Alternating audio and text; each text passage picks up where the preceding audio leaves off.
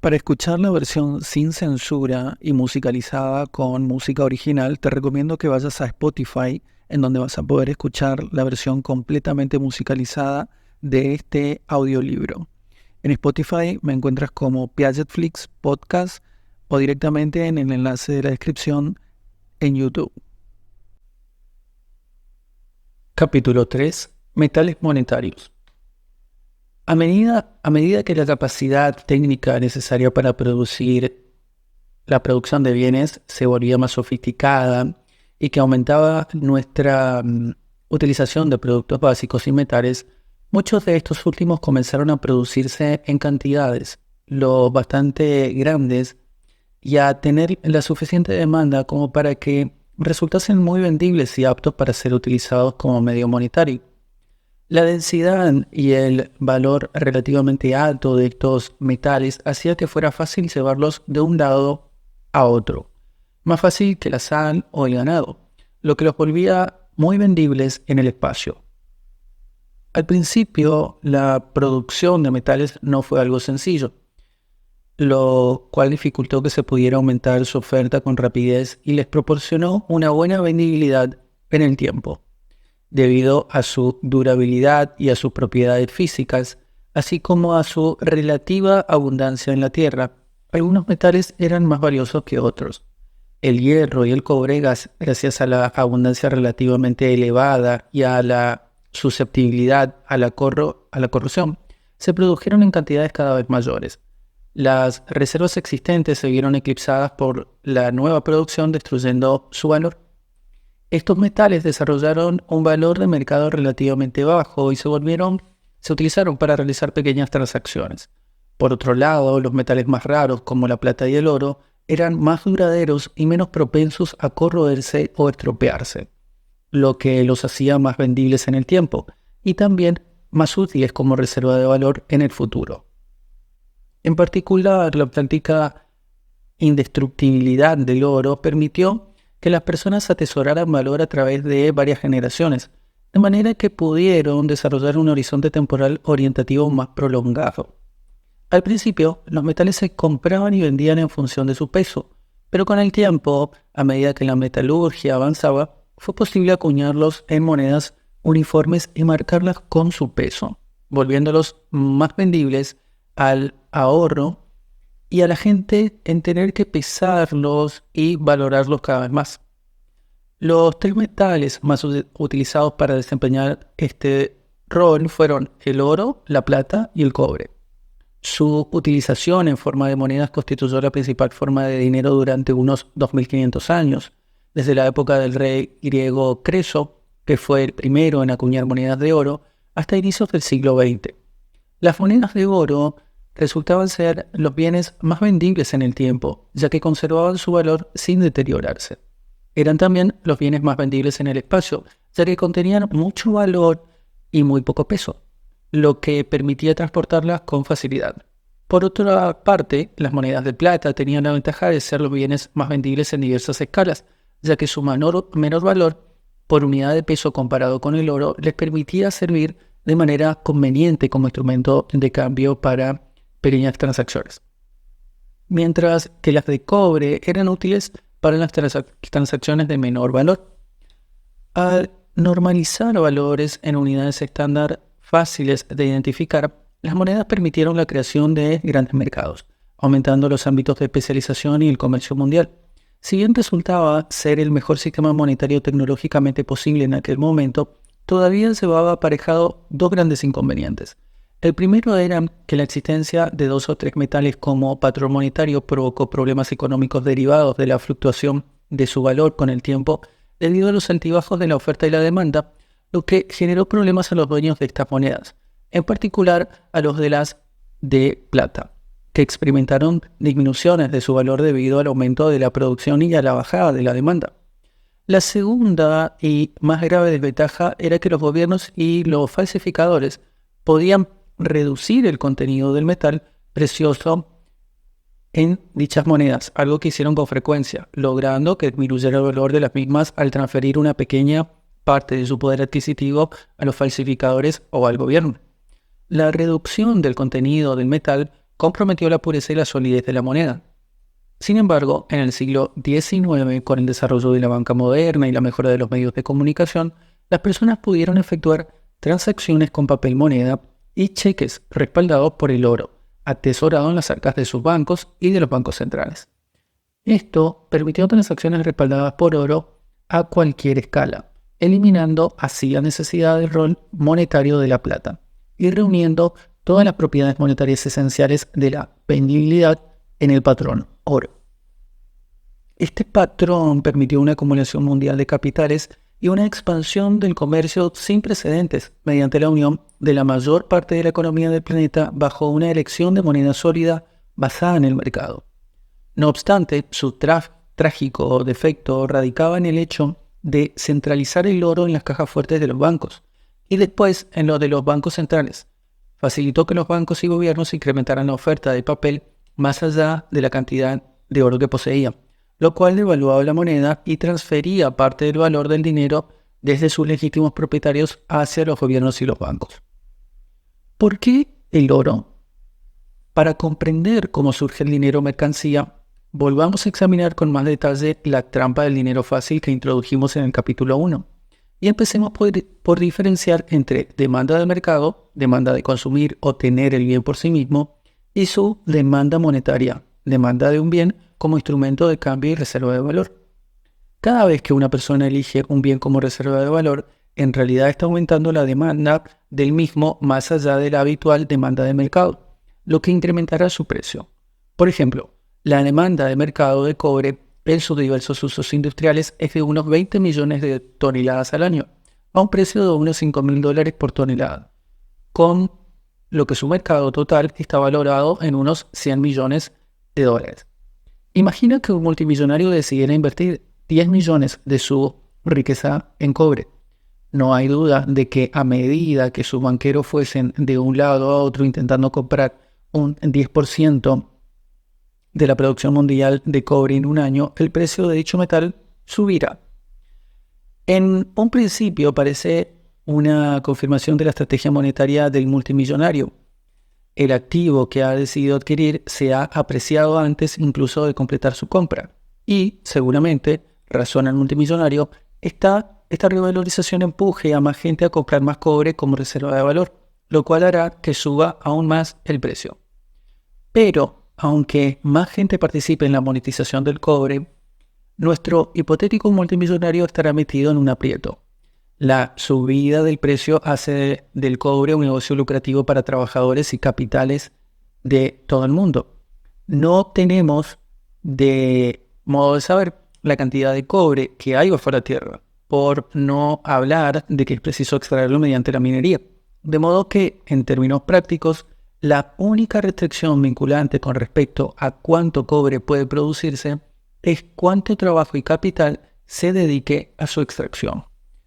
Siempre se puede producir más cobre a un mayor costo. El precio y la cantidad continuarán subiendo hasta satisfacer la demanda monetaria por parte de los inversores. Supongamos que esto ocurre a los 10 millones de toneladas extra y a $10.000 por tonelada. En algún momento la demanda monetaria remitirá y algunos propietarios de cobre querrán liberarse de parte de sus existencias para adquirir otros bienes, ya que, después de todo, para eso se compró. Tras la bajada de la demanda monetaria en igualdad de condiciones, el mercado de cobre volverá a su escenario habitual de oferta y demanda, con 20 millones de toneladas anuales, a un precio de $5.000 la tonelada. Pero a medida que los dueños comiencen a vender sus existencias de cobre acumulado, el precio caerá de forma considerable por debajo de eso. El multimillonario perderá dinero en el proceso, ya que cuando estaba haciendo subir el precio compró la mayor parte de sus existencias a más de $5.000 la tonelada. Pero ahora todas las existencias están valoradas por debajo de esa cantidad. Los otros que se unieron a él más tarde compraron a un precio aún más alto y perderán incluso más dinero que el multimillonario. Este modelo es aplicable a todas las materias primas como el cobre, el zinc, el níquel, el latón o el petróleo, que sobre todo se consumen y destruyen, no se almacenan. En algún momento del tiempo sus reservas mundiales son de la misma magnitud que la nueva producción anual. Se genera de continuo nueva oferta para ser consumida. Si los ahorradores deciden depositar su riqueza en una de estas mercancías, su riqueza solo comprará una mínima parte de la oferta mundial antes de elevar el precio lo suficiente como para absorber toda la inversión, ya que compiten con los consumidores de dicha materia prima que la utilizan de manera productiva en la industria. A medida que aumentan los ingresos de los productores de este bien, estos pueden invertir en el incremento de su producción, haciendo que vuelva a bajar el precio, privando a los ahorradores de su riqueza. El efecto neto de este episodio es la transferencia de la riqueza de los desacertados ahorradores a los productores de la mercancía que habían adquirido. Esta es la anatomía de una burbuja de mercado. El aumento de la demanda provoca una pronunciada subida de precios, lo que conduce a una mayor demanda, incrementando más aún los precios e incentivando una mayor producción y oferta, de lo que de forma inevitable hace bajar los precios, sancionando a todo aquel que compró cuando el precio estaba más alto de lo que era normal. Los inversores en la burbuja acaban desplumados, mientras que los productores del activo se benefician. Esta dinámica ha sido válida durante la mayor parte de la historia conocida, y tanto para el cobre como para casi cualquier mercancía en el mundo, castigando de manera sistemática a quienes eligieron estos productos como moneda al devaluar su riqueza y empobrecerlos a la larga, y devolviendo el bien a su papel natural de producto de consumo y no de instrumento de cambio. Para que una cosa funcione como buena reserva de valor, debe sortear esta trampa. Tiene que apreciarse cuando la gente la solicite como reserva de valor, pero hay que restringir la posibilidad de que sus productores inflen tanto la oferta como para hacer que baje de precio. Un activo semejante recompensará a cualquiera que lo elija como reserva de valor, aumentando su riqueza a la larga y a medida que se convierta en la principal reserva de valor, porque quienes escogieron otros productos o bien cambiaran de rumbo y copiaran la elección de quienes han obtenido mayor éxito, o bien solo perderán su patrimonio. El claro vencedor de esta carrera a lo largo de la historia de la humanidad ha sido el oro, que mantiene su rol monetario gracias a la singularidad de dos características físicas que lo distinguen de otras materias primas. En primer lugar, el oro es químicamente tan estable que es casi imposible destruirlo. Y en segundo lugar, no se puede sintetizar a partir de otros materiales, a pesar de lo que afirmen los alquimistas, y solo puede extraerse de su mineral no refinado, que es muy raro en nuestro planeta. La estabilidad química del oro implica que casi todo lo extraído a lo largo del tiempo por el hombre todavía pertenece a gente en algún lugar del mundo. La humanidad ha ido incrementando crecientemente su acopio de oro en joyas, monedas y lingotes, un oro que nunca se consume, oxida o desintegra. La imposibilidad de sintetizar oro a partir de otras sustancias químicas significa que la única forma de incrementar su oferta es extrayéndolo de la tierra, un proceso costoso, tóxico e incierto al que el hombre se ha dedicado desde hace miles de años con cada vez menos retornos. Todo esto significa que las reservas actuales de oro en manos de la gente de todo el mundo es el producto de miles de años de extracción del mineral, y es varias veces mayor que la nueva producción anual. Durante las últimas 7 décadas, con estadísticas relativamente estables, esta tasa de crecimiento siempre ha sido de un 1,5%, sin exceder nunca el %. Véase el gráfico 1, existencias mundiales de oro y tasa de crecimiento de las existencias. Para entender la diferencia entre el oro y cualquier otro producto de consumo, basta imaginar el efecto de un importante incremento en la demanda del mismo como reserva de valor que hace que el precio suba y la producción anual se doble. Para cualquier mercancía o producto consumible, esta duplicación de la producción eclipsará cualquier reserva existente, provocando que los precios se desplomen y perjudicando a los propietarios.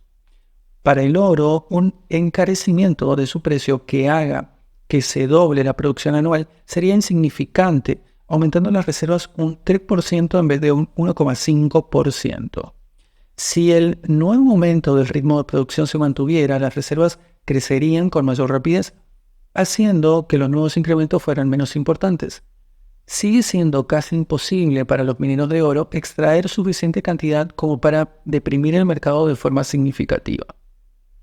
Solo la plata se acercó al oro a tal efecto, con una tasa histórica de crecimiento anual de en torno al 5-10%, que en la actualidad llega más o menos a un 20%. Esta cifra es más elevada que la del oro por dos motivos. En primer lugar, la plata sí se corroe y se puede consumir en procesos industriales, lo que significa que las reservas existentes en relación con su producción anual no son tan grandes como las del oro con respecto a la suya. En segundo lugar, la plata es más común en la corteza terrestre y más fácil de refinar.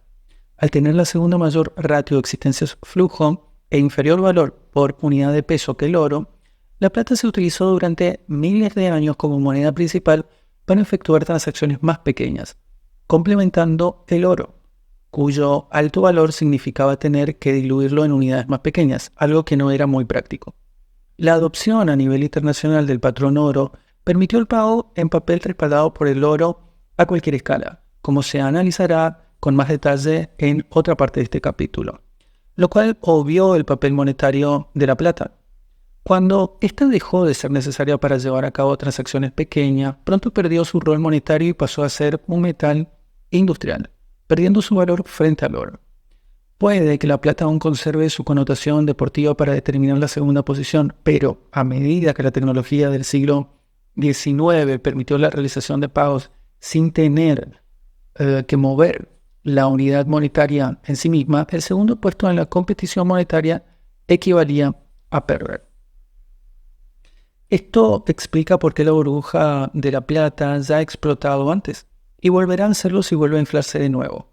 Tan pronto como una importante inversión monetaria fluye hacia la plata, a sus productores no les resulta muy difícil aumentar la producción de forma significativa, desplomando así los precios y llevándose por delante la riqueza de los ahorradores. De ahí las mercancías.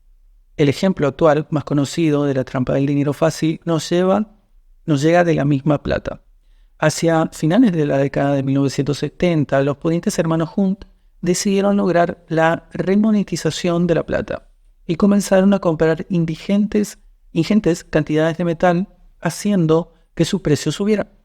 La justificación para ello fue que en la medida en que el precio subía, más gente querría comprar, lo que haría que el precio siguiera aumentando, lo cual a su vez llevaría a que la gente querría que le pagasen en plata. Sin importar cuánta plata compraron los hermanos Hunt, su fortuna no pudo competir con la capacidad de los mineros y los propietarios de plata para continuar vendiendo el metal en el mercado. El precio de la plata acabó por derrumbarse y los hermanos Hunt perdieron más de $1.000 millones. ¿Acaso el más alto precio jamás pagado para aprender la importancia de la ratio existencia-flujo y el porqué de la frase no es oro todo lo que reduce? Véase en gráfico 2. Gráfico 2, existencias expresadas como múltiplo de la producción anual.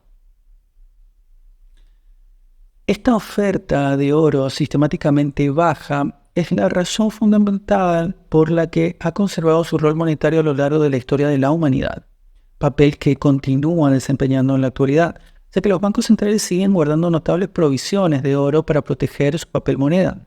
Las reservas de los bancos centrales giran en torno a las 33.000 toneladas, o una sexta parte de todo el oro existente por encima del nivel del suelo. La alta ratio existencia-flujo del oro la convierte en la mercancía con la más baja elasticidad precio de la oferta, que se define como el aumento porcentual en las cantidades ofrecidas ante el incremento porcentual de su precio.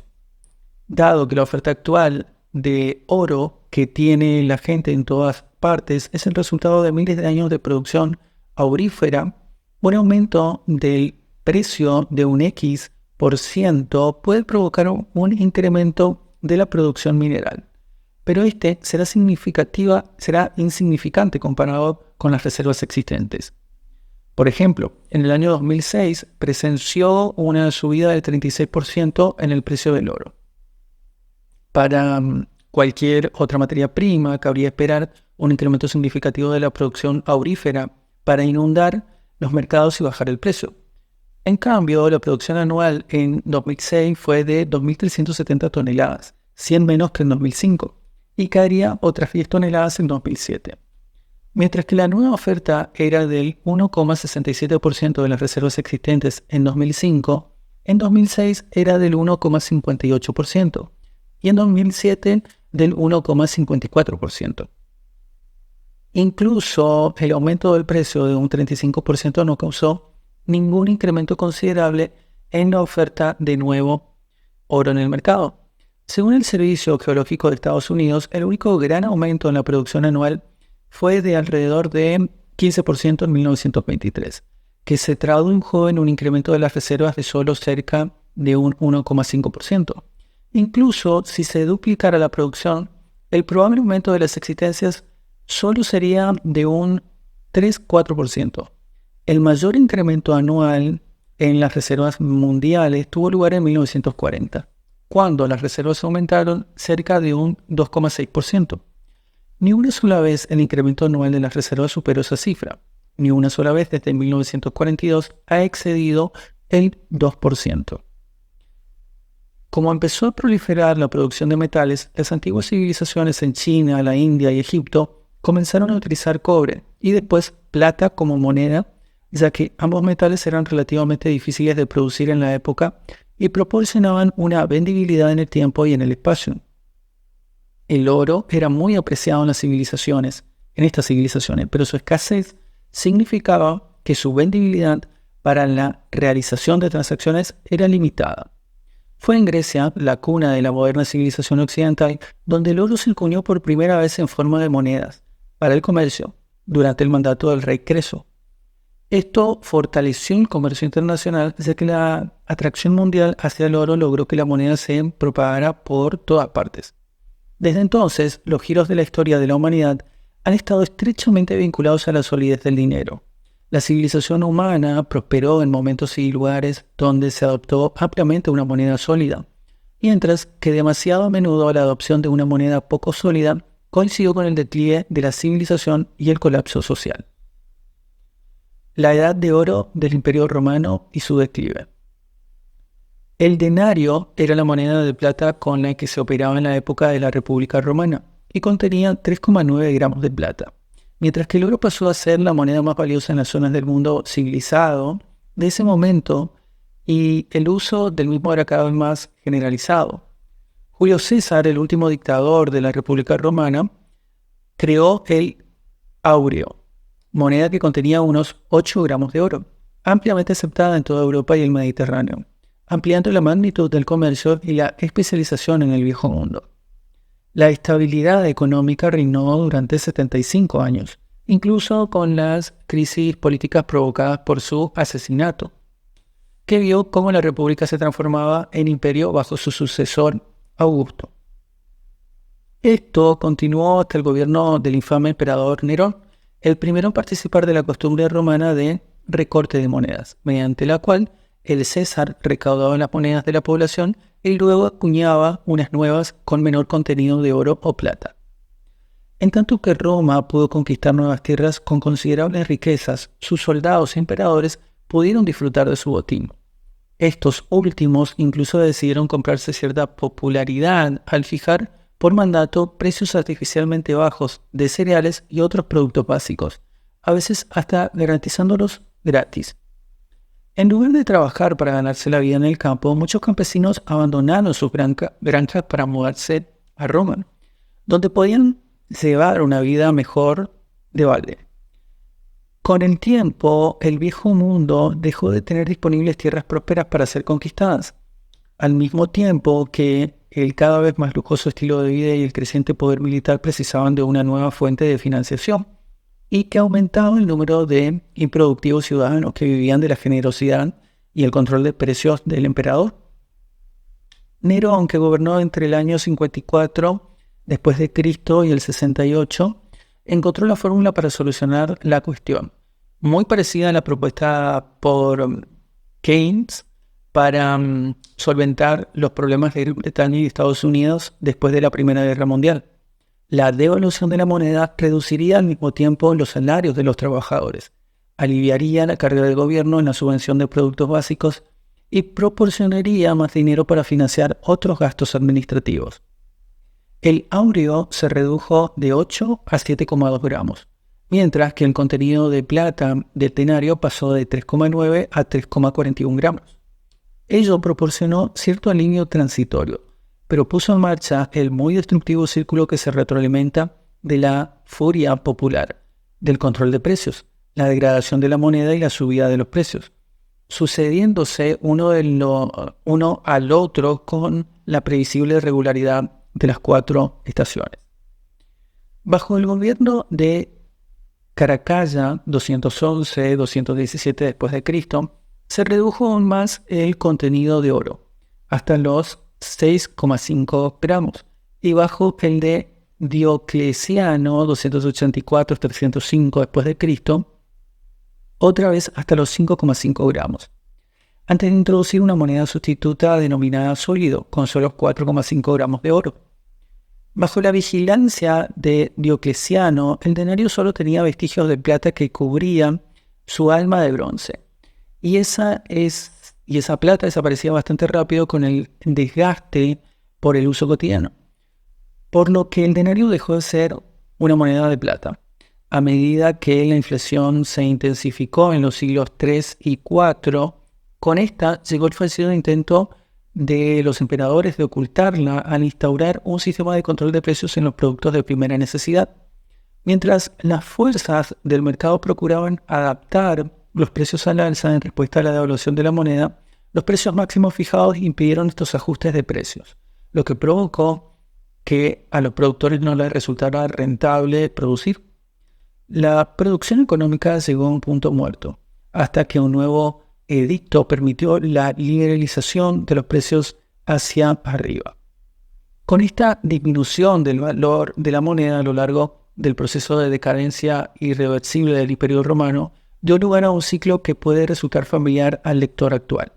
El recorte de monedas redujo el auténtico valor del áureo, que incrementó su oferta, algo que a su vez permitió al emperador continuar con su imprudente exceso de gasto, y que al final dio lugar a la inflación y a la crisis económica que los desacertados emperadores intentaron paliar mediante más recorte de moneda.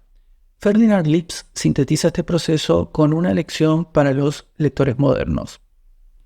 Debería ser de interés para los economistas keynesianos modernos, así como para la generación actual de inversores que, aunque los emperadores de Roma intentaron desesperadamente gestionar su economía, lo único que consiguieron fue empeorar las cosas.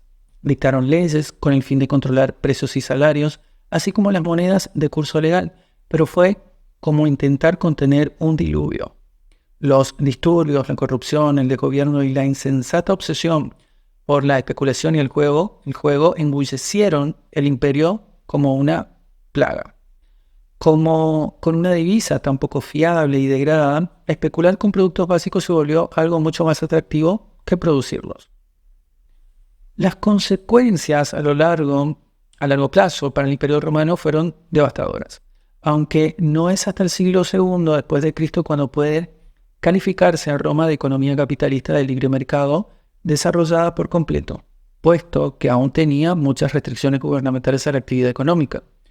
No por ello dejó de establecer con el áureo lo que entonces fue el mayor mercado de la historia de la humanidad, con la más importante y productiva división de trabajo que el mundo había conocido hasta entonces. Los ciudadanos de Roma y de las principales ciudades satisfacían sus necesidades básicas mediante el comercio con los rincones más remotos del imperio, lo que contribuye a explicar el crecimiento del nivel de prosperidad, pero también el devastador colapso que padeció el imperio cuando esta división del trabajo se vino abajo. A medida que los impuestos fueron subiendo y la inflación hizo que el control de precios fuera inevitable, los habitantes de las ciudades comenzaron a huir hacia parcelas de tierras vacías donde por lo menos tenían la oportunidad de ser autosuficientes y eludir el pago de impuestos debido a su falta de ingresos. La intrincada estructura de la civilización del Imperio Romano y la gran división del trabajo en Europa y el Mediterráneo comenzó a desmoronarse, y sus descendientes pasaron a ser campesinos autónomos dispersos de forma aislada, que pronto se transformarían en siervos viviendo bajo el amparo de señores feudales. Bizancio y el Besante. Siempre se ha vinculado el nombre del emperador Diocleciano a las argucias fiscales y monetarias, y el imperio alcanzó su punto más bajo durante su mandato. No obstante, un año después de su abdicación, Constantino el Grande tomó las riendas del mismo y revirtió su fortuna mediante la adopción de políticas y reformas económicamente responsables. Constantino, que fue el primer emperador cristiano, se comprometió a mantener el sólido en 4,5 gramos de oro sin llevar a cabo recortes ni devaluación de la moneda. Y en el año 312 después de Cristo comenzó a acuñarlo en grandes cantidades. Constantino se trasladó al este y refundó la ciudad de Bizancio, a la que llamó Constantinopla, en el punto de confluencia de Asia y Europa, originando el Imperio Romano de Oriente o Imperio Bizantino, que adoptó el sólido como moneda. Mientras continuaba el deterioro económico y social y cultural de Roma, derrumbándose por fin en el 476 después de Cristo, Bizancio sobrevivió durante 1123 años y el sólido pasó a ser la moneda más antigua de la historia. El legado de Constantino respecto al mantenimiento de la integridad del sólido hizo de ella la moneda más reconocible y de mayor aceptación. Fue conocida como Besante. Mientras Roma se consumía bajo el peso de los emperadores en quiebra que ya no tenían medios suficientes para pagar a sus soldados a medida que se derrumbaban sus monedas, Constantinopla creció y prosperó durante muchos siglos más con responsabilidad monetaria y fiscal, en tanto que los vándalos y los visigodos arrasaron Roma. Constantinopla permaneció próspera y libre de invasiones durante siglos. Como sucedió con Roma, la caída de Constantinopla acaeció solo después de que sus dirigentes comenzaron a devaluar su moneda, proceso que los historiadores creen que comenzó durante el reinado de Constantino IX Monómaco, 1042-1055. Junto con el declive monetario llegó la decadencia fiscal, militar, cultural y espiritual del imperio, mientras se arrastraba con dificultad cada vez con más crisis hasta que la invadieron los otomanos en 1453.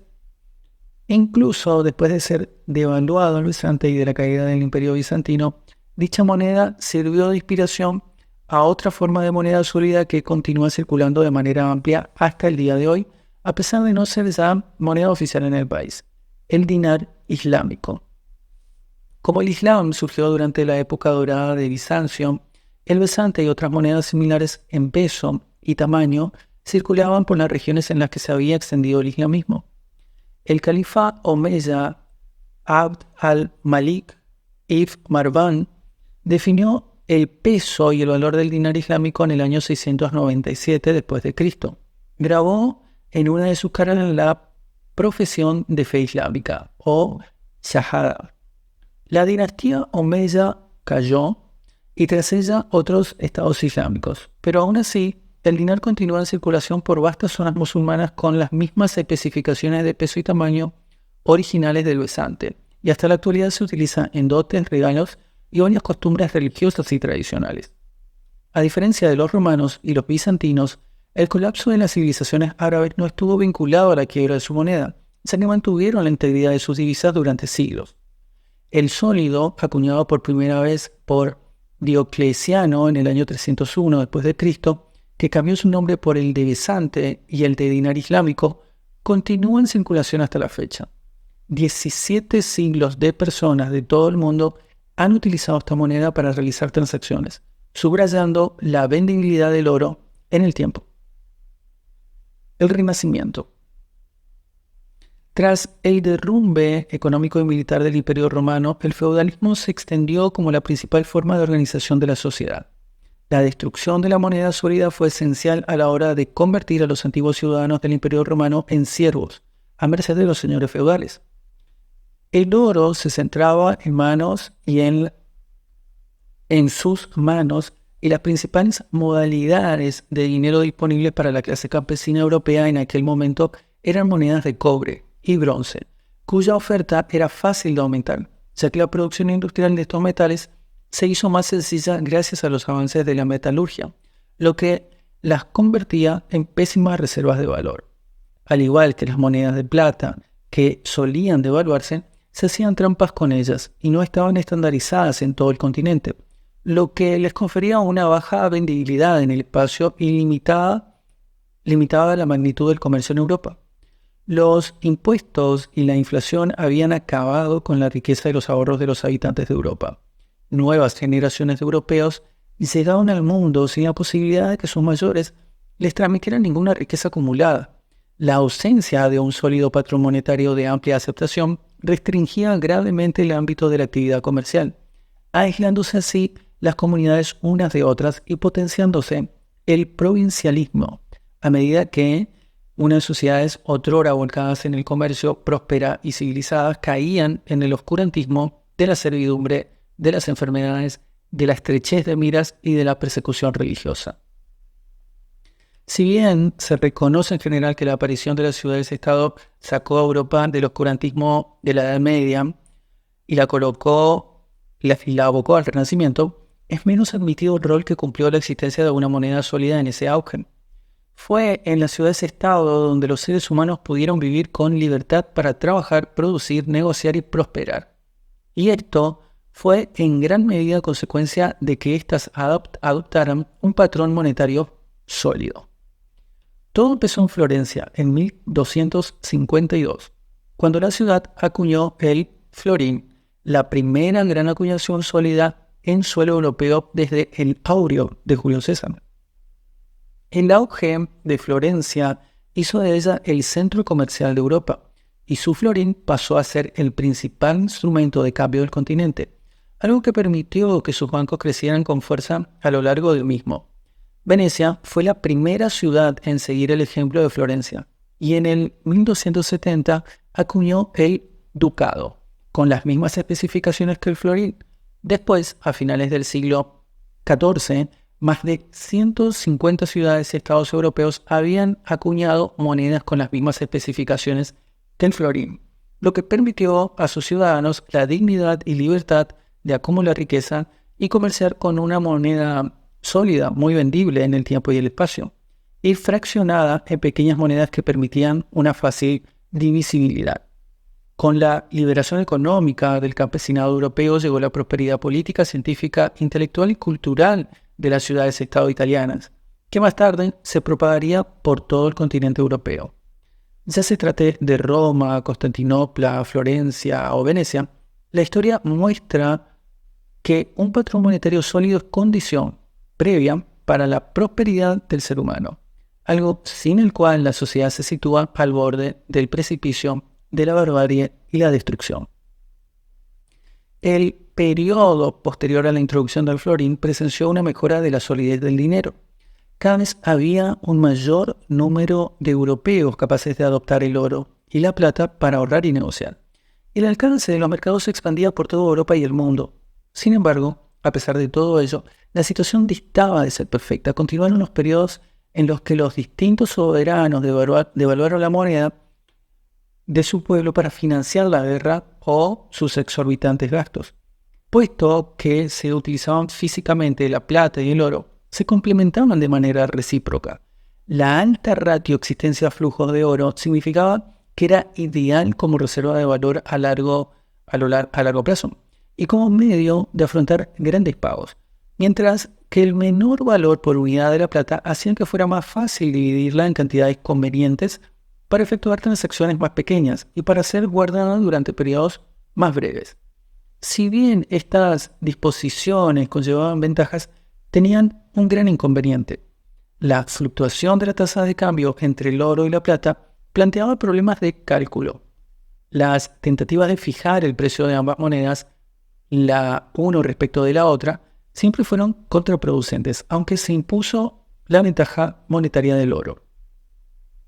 Cuando los soberanos establecían un tipo de cambio entre las dos materias primas, los incentivos para sus dueños las conservaran o las gastaran también variaban. Este incómodo bimetalismo continuó durante siglos en Europa y el mundo.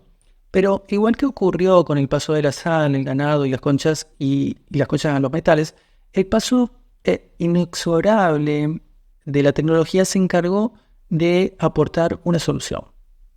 Dos avances tecnológicos en particular apartarían a Europa y al mundo de las monedas físicas y, a su vez, serían el principio del fin del rol monetario de la plata. El telégrafo, usado por primera vez en 1837, y la creciente red de trenes que permitían el transporte por toda Europa. Con estas dos innovaciones se hizo cada vez más factible que los bancos comunicarse entre sí, enviando pagos con eficacia en el espacio cuando procedía y cargando ciertas cantidades en las cuentas en vez de enviar pagos físicos. Ello condujo a un mayor uso de billetes, cheques y comprobantes en papel como medio monetario en lugar de las monedas físicas de oro y plata. Cada vez más naciones empezaron a pasarse al patrón monetario de papel plenamente respaldado por metales preciosos, guardados en cajas fuertes, así como canjeable en el acto por estos. Algunas naciones eligieron como metal de respaldo el oro y otras la plata. Y ello constituyó una fatídica decisión que traería enormes consecuencias. Gran Bretaña fue el primer país en adoptar el patrón oro en 1717, bajo la dirección del físico Isaac Newton, por entonces director de la Casa de la Moneda Inglesa. El patrón oro desempeñaría un importante papel en el fomento del comercio a través del Imperio Británico por todo el mundo. Gran Bretaña permanecería bajo el patrón oro hasta 1914, aunque lo suspendería entre 1797 y 1821, lo cual incluyó todo el periodo de las guerras napoleónicas. La superioridad económica de Gran Bretaña estaba estrechamente vinculada al hecho de contar con un patrón monetario superior, de modo que otros países europeos empezaron a seguirlo. El fin de las guerras napoleónicas supuso el comienzo de una edad dorada en Europa, a medida que, una tras otra, las principales naciones europeas adoptaron el patrón oro. Cuanto más países se pasaban de manera oficial al patrón oro, más comercializable se hacía el metal y mayor era el incentivo para que otras naciones se unieran al mismo. Además, las personas ya no tenían que cargar monedas de oro y plata para realizar respectivamente transacciones grandes y pequeñas. Ahora podían depositar su riqueza en oro en los bancos y utilizar recibos en papel, billetes y cheques para abonar pagos de cualquier cantidad. Los dueños de comprobantes en papel podían utilizarlos para efectuar pagos. Los bancos descontaban los billetes y los utilizaban como autorización, y los cheques podían cobrarse en los bancos que los emitían. Esto solucionaba el problema de la vendibilidad del oro en varias escalas, haciendo del mismo el mejor medio monetario, siempre y cuando los bancos que atesoraban el oro de la gente no incrementasen la oferta de papeles que emitían como recibos. Disponer de este medio de pago respaldado por el oro físico depositado en las cajas fuertes y que permitía el pago de cualquier cantidad, hacía en realidad innecesario el rol de la plata para realizar pequeños pagos. El golpe de gracia al rol monetario de la plata sobrevino con el fin de la guerra franco-prusiana, cuando Alemania obtuvo de Francia una indemnización de 200 millones de libras en oro, que utilizó para pasarse al patrón oro. Una vez Alemania se unió al patrón oro, junto a Gran Bretaña, Francia, Holanda, Suiza, Bélgica y otras naciones, el fiel monetario se inclinó decisivamente a favor del oro, lo que condujo a las personas y naciones de todo el mundo a utilizar la plata a presenciar una pérdida progresiva de su poder adquisitivo y un mayor incentivo para pasarse al oro. La India se pasó por fin al oro en 1898, mientras que China y Hong Kong fueron las últimas economías del mundo en abandonar el patrón plata en 1935. Durante todo el periodo que se utilizó el oro y la plata para realizar pagos directos, ambos metales tuvieron un papel monetario que desempeñar y el precio del uno respecto del otro permaneció relativamente constante en el tiempo, a una ratio entre 2 y 15 onzas de plata por onza de oro, en el mismo rango que su relativa escasez en la corteza terrestre y la relativa dificultad de coste de su extracción. Pero a medida que el uso del papel y de los instrumentos financieros respaldados por estos metales se volvió más popular, no hubo justificación alguna que apoyara la función monetaria de la plata. Las personas y las naciones se pasaron al uso del oro, algo que condujo a un significativo colapso del precio de la plata, del cual no se recuperaría. La proporción media entre ambos metales durante el siglo XX fue de 47:1 y en 2017 estaba en 75:1. Si bien el oro aún tiene un rol monetario que desempeñar, como lo demuestra la acumulación del mismo por parte de los bancos, podría decirse que la plata lo ha perdido. Véanse en el gráfico 3. Gráfico 3, precio del oro en onzas de plata, 1687-2017. La desmonetización de la plata tuvo un efecto notablemente negativo sobre los países que en ese momento la utilizaban como patrón monetario. La India presenció una continua devaluación de su rupia con respecto a los países europeos basados en el patrón oro, lo cual llevó al gobierno colonial británico a subir los impuestos para financiar su funcionamiento, provocando así un creciente clima de malestar social y resentimiento contra el colonialismo británico. En 1898, cuando la India cambió el aval de su rupia a la libra esterlina, respaldada por el oro, la plata que había garantizado su rupia había perdido el 56% de su valor en los 27 años transcurridos desde el final de la guerra franco-prusiana. Para China, que permaneció en el patrón plata hasta 1935, su plata, bajo diferentes denominaciones y formas, perdió un 78% de su valor en el mismo periodo.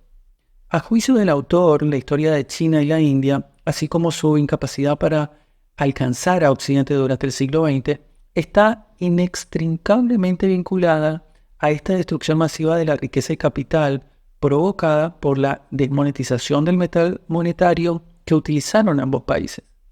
En efecto, la desmonetización de la plata dejó a los chinos e indios en la misma situación que aquellos africanos occidentales que utilizaban cuentas de cristal cuando llegaron los europeos.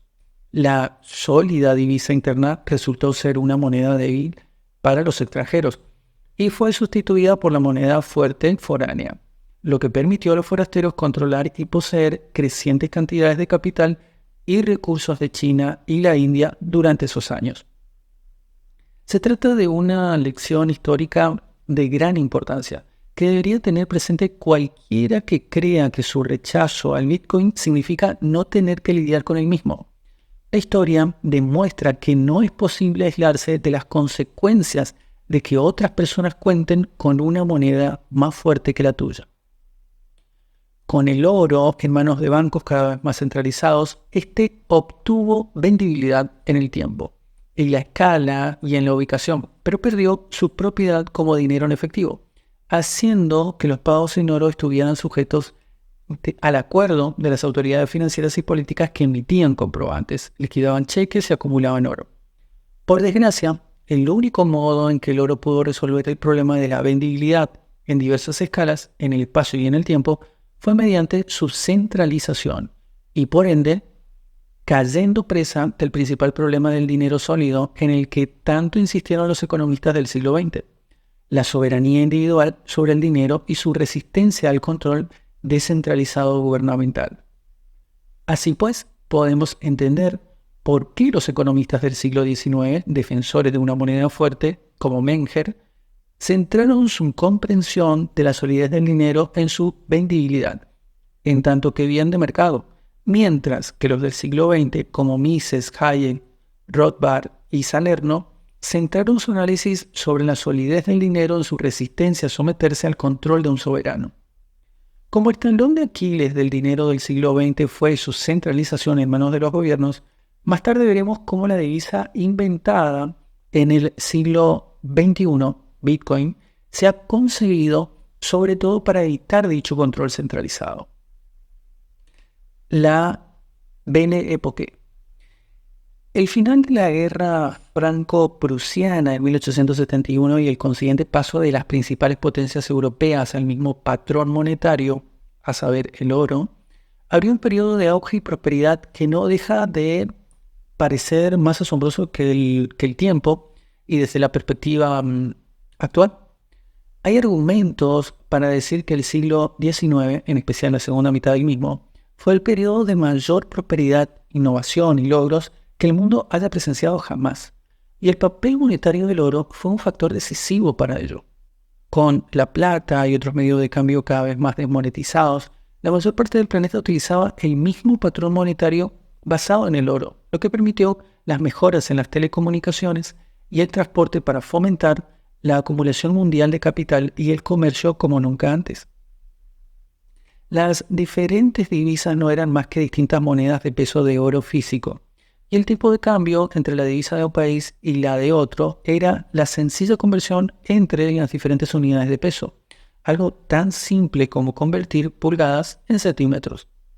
La libra británica se tipificaba como 7,3 gramos de oro, mientras que el franco francés era 0,29 gramos de oro y el marco alemán 0,36 gramos, lo que quería decir que la tasa de cambio entre ellos era por necesidad de 26,28 francos franceses y de 24,02 marcos alemanes por libra.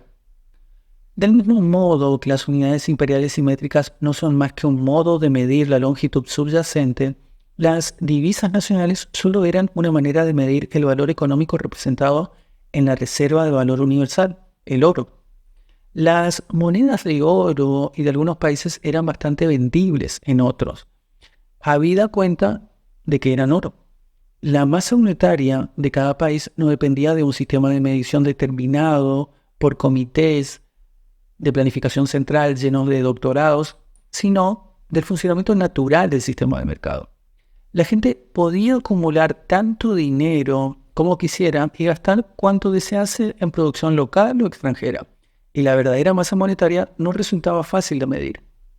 La solidez del dinero quedó reflejada en el libre comercio en todo el mundo, pero lo que tal vez sea más importante es que incrementó la tasa del ahorro en las sociedades más desarrolladas que funcionaban con el patrón oro, lo que permitió la acumulación del capital para financiar la industrialización, la urbanización y los avances tecnológicos que han configurado nuestra vida moderna. Véase la tabla 1. Tabla 1, periodo bajo el patrón oro de las principales economías europeas. En 1900, alrededor de 50 países estaban oficialmente bajo el patrón oro, incluidas todas las naciones industrializadas, mientras que las que no lo estaban de manera oficial también utilizaban monedas de oro como principal instrumento de cambio. Algunos de los más importantes logros humanos tecnológicos, médicos, económicos y artísticos se consiguieron durante la época del patrón oro, que en parte explica por qué se la conoció como la Belle Époque, Bella Época, en toda Europa. Gran Bretaña presenció los años de apogeo de la Pax Británica, periodo en que el Imperio Británico se expandió por todo el mundo y no participó en grandes conflictos militares. En 1899, cuando la escritora estadounidense Nellie Bly emprendió su viaje sin precedentes alrededor del mundo en 72 días, llevaba consigo monedas de oro británicas y billetes del Banco de Inglaterra. Era posible circunnavegar el globo y utilizar solo una forma de dinero donde quiera que Nellie fuera. Este periodo fue conocido en Estados Unidos como la Gilded Age, Edad Dorada, en la cual el crecimiento económico prosperó tras la restauración del patrón oro en 1879, después de la Guerra de Secesión. Este periodo tan solo fue interrumpido por el episodio de insensatez monetaria que se examinó en el capítulo 6, el cual no fue más que el acto de los últimos coletazos de la plata como moneda, cuando el Tesoro de Estados Unidos intentó la remonetización de la plata ordenando su uso como divisa. Esto provocó un incremento de la masa monetaria y una retirada masiva de los depósitos bancarios de quienes trataban de vender bonos del Tesoro y plata a cambio de oro. El resultado fue la recesión de 1893, tras la cual se reanudó el crecimiento de la economía estadounidense. Con la mayoría del mundo operando en una misma unidad monetaria, nunca se presenció un periodo de tanta acumulación de capital, comercio mundial, limitaciones a los gobiernos y transformación de las condiciones de vida en todo el mundo. No solo la economía de la civilización occidental era mucho más libre por aquel entonces, las propias sociedades lo eran. Los gobiernos contaban con muy poca burocracia, centrada en microgestionar la vida de sus ciudadanos, como lo describe Mises. Inició la cita. El patrón oro fue el patrón mundial de una época de capitalismo, creciente bienestar para todos, libertad y democracia, tanto en la esfera política como en la económica. Para los libercambistas, la principal virtud del sistema consistía precisamente en que era un patrón internacional, tal como lo exigía un comercio universal, con un mercado monetario y de capitales que abarcaba todo el mundo.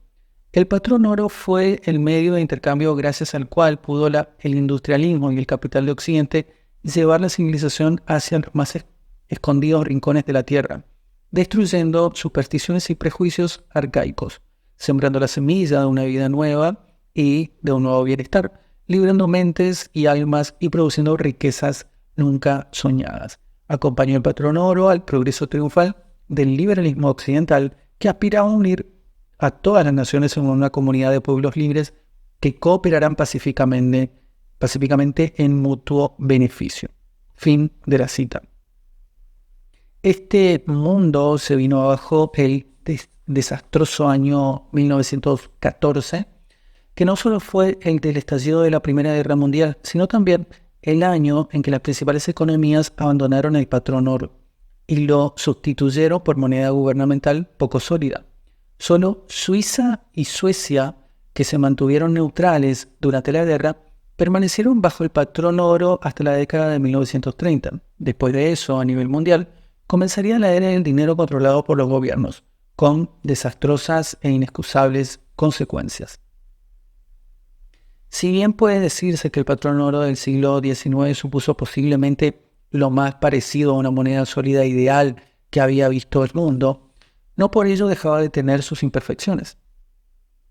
En primer lugar, los gobiernos y los bancos siempre estaban creando medios de intercambio que excedían la cantidad de oro en sus reservas. En segundo lugar, muchos países no solo utilizaban simplemente oro en sus reservas, sino también contaban con monedas de otros países. Gran Bretaña, en tanto que potencia mundial, incontestable por aquel entonces, se benefició de que su papel moneda fuera utilizado como divisa de reserva en todo el mundo, con lo cual sus depósitos de oro acabaron siendo una ínfima parte de su excepcional masa monetaria. Con el creciente comercio internacional, dependiendo de pagos de grandes cantidades de dinero en todo el mundo, los billetes del Banco de Inglaterra pasaron a ser, en la mente de muchos, tan buenos como el oro. Si bien el oro era una moneda muy fuerte, los instrumentos utilizados para liquidar pagos entre bancos centrales, aunque en teoría eran convertibles en oro, en la práctica terminaron siendo más fáciles de producir que el oro. Estos dos defectos evidenciaban que el patrón oro siempre era vulnerable a una demanda masiva de oro en cualquier país donde las circunstancias podrían dar lugar a que un porcentaje lo bastante amplio de población solicitara el canje de su papel moneda en oro. El gran fallo del patrón oro que subyace en el fondo de estos dos problemas es que pagar en oro físico es complicado, caro e inseguro, lo que implicaba que había que recurrir a la centralización de las reservas de oro físico en unos pocos lugares, la banca y los bancos centrales, quedando estos expuestos a que los gobiernos se apoderaran de ellos. Si bien el número de pagos y liquidaciones realizadas en oro físico pasó a ser una parte muy pequeña de todos los pagos, la banca y los bancos centrales que atesoraban el oro pudieron crear dinero no respaldado por oro físico y utilizarlo para liquidar pagos. La red de acuerdos adquirió el suficiente valor para que el crédito de sus dueños fuera efectivamente monetizado. A medida que la habilidad para dirigir un banco empezó a entrañar la creación de dinero, los gobiernos tendieron naturalmente a hacerse con el sector bancario a través de los bancos centrales. La tentación siempre fue demasiado fuerte y la riqueza económica casi infinita que esto aseguraba no solo silenciaba la disidencia, sino que también financiaba a los propagandistas para promocionar dichas ideas. El oro no ofrecía ningún mecanismo para frenar a los soberanos y se tenía que contar con que estos no abusarían del patrón oro, así como con que la población permanecería siempre alerta para que no lo hicieran. Esto podía haber sido viable con el pueblo cuando el pueblo tenía un alto nivel de educación y estaba bien informado sobre los peligros del dinero poco sólido. Pero, dado que cada nueva generación mostraba la típica complacencia intelectual que suele acompañar a la opulencia, el canto de sirena de estafadores y de bufones economistas iba a resultar cada vez más irresistible para una mayor parte de la población, quedando solo una minoría de expertos economistas e historiadores librando una ardua batalla para convencer a la gente de que no se puede generar riqueza mediante la alteración de la masa monetaria, de que el hecho de permitir que un soberano controle el dinero solo puede conducir a que éste incremente el control de la vida de todo el mundo y de que la misma vida civilizada de los seres humanos dependa de esa integridad del dinero, que proporcionaba una sólida base para el comercio y la acumulación del capital. La centralización del oro lo hizo vulnerable a que sus enemigos usurparan su rol monetario, y el oro simplemente tenía demasiados enemigos, como bien entendió Mises. Inicio de la cita. Ataca el patrón oro el nacionalismo porque pretende aislar al país del mercado internacional implementando la autarquía en la mayor medida posible. El intervencionismo y los grupos de presión luchan contra el patrón oro porque es grave obstáculo que impide manipular los precios y los salarios. Las embestidas más fanáticas contra el oro provienen, sin embargo, de quienes propugnan la expansión crediticia. Para sus partidos, la expansión crediticia es la panacea que cura todas las dolencias económicas. El patrón oro sustrae a la política la determinación del poder adquisitivo del dinero en lo que atiende a las mutaciones de origen monetario del mismo.